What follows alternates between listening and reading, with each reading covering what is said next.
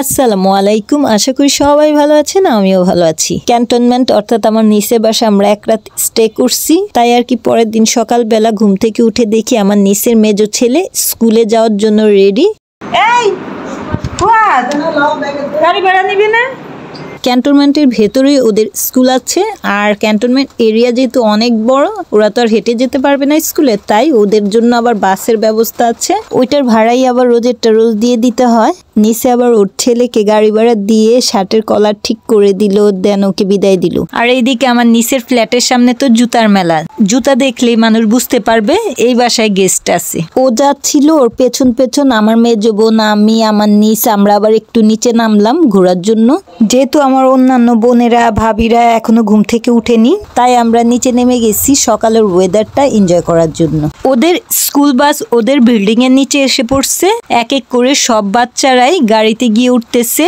ও আমাদের bye bye দিয়ে গাড়িতে ওঠার জন্য গেল। আমার নিচের ছেলেও গাড়িতে গিয়ে উঠছে, বাট কিছুক্ষণ গাড়িতে থাকার পর ও কি করলো, গাড়ি থেকে নেমে গেল। ও নাকি ওর বাবার বাইকে চড়ে স্কুলে যাবে। যেহেতু আমার এক বোনের হাজবেন্ডের অফিস আছে, তাই আর কি আমার বোনের হাজবেন্ড সকালবেলায় অফিসে যাওয়ার জন্য বেরিয়ে গেছে। আমার নিচের হাজবেন্ড আবার আমার বোনের হাজবেন্ডকে বাস স্টেশন পর্যন্ত এগিয়ে দিয়ে আসার জন্য যাচ্ছে, আর তাদের সাথে আমার নিচের ছেলেও বাইকে উঠে গেছে স্কুলে যাওয়ার জন্য।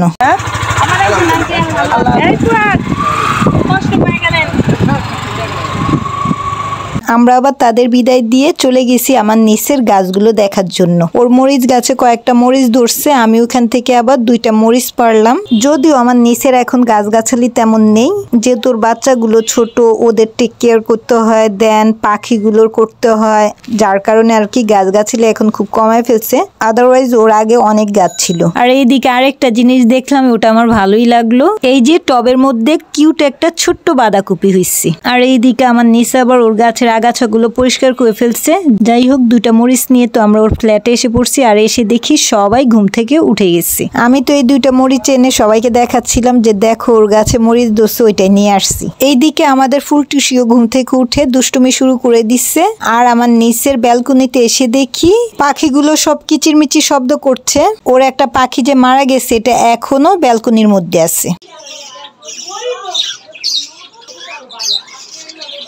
যাই হোক, সবাই তো সকালের নাস্তা খেয়ে আম খেতে বসে গেছে, আর এমন ভাবে সবাই আম খাচ্ছে, আমার মনে হচ্ছে যেন আম খাওয়ার প্রতিযোগিতা চলছে, কারণ সবাই একের পর এক আম খাচ্ছে তো খাচ্ছেই। এই আমগুলো আমার নিচের ইনলসের বাড়ি থেকে আসছে, মানে তাদের আম গাছ আছে, আবার শুনছে যে মেহমান আসবে বাসায়, তাই অনেকগুলো আম পাঠিয়ে দিচ্ছে, আর ওইগুলোই সবাই খাচ্ছে। অবশ্য আমগুলো অনেক মজার ছিল।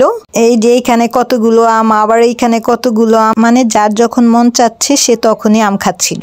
আর এইদিকে আমার ভাই, আমার নিচের হাজবেন্ড, তারা আবার চলে গেছে নদীর মাছ আনার জন্য, যেহেতু পদ্মার পাড়েই আমার নিচের কোয়ার্টার, আর তাদের ওইখানে নদীর টাটকা মাছ পাওয়া যায়। আর এটা শুনে তো আমার বড় ভাই চলে গেছে মাছ আনার জন্য। আমার ভাই কি কি মাছ আনছে এটা আবার সবাইকে বের করে দেখাচ্ছিল আর দাম বলছিল। যদিও মাছের প্রাইস গুলো একটু বেশি পড়ছে, অবশ্য নদীর টাটকা মাছ তো, তাই দামটা একটু চড়াই হয়েছে।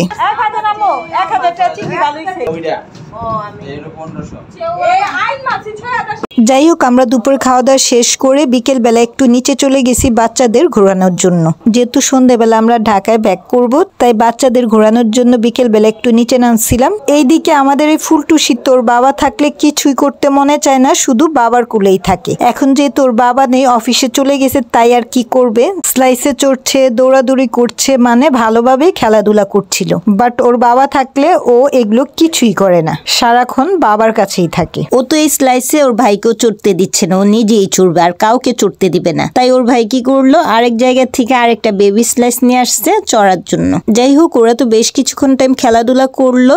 এবার আমরা ঢাকায় ব্যাক করব, তাই সবাই রেডি হয়ে ঢাকার উদ্দেশ্যে রওনা করলাম। নিচের কোয়ার্টারে কাটানো প্রতিটা মোমেন্টই খুবই চমৎকার ছিল।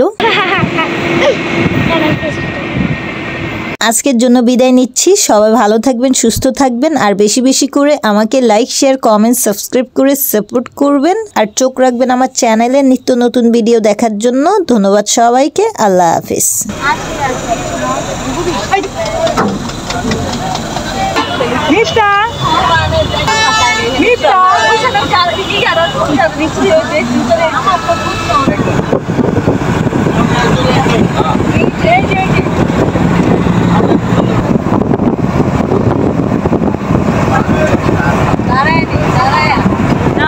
দেখা যায় না।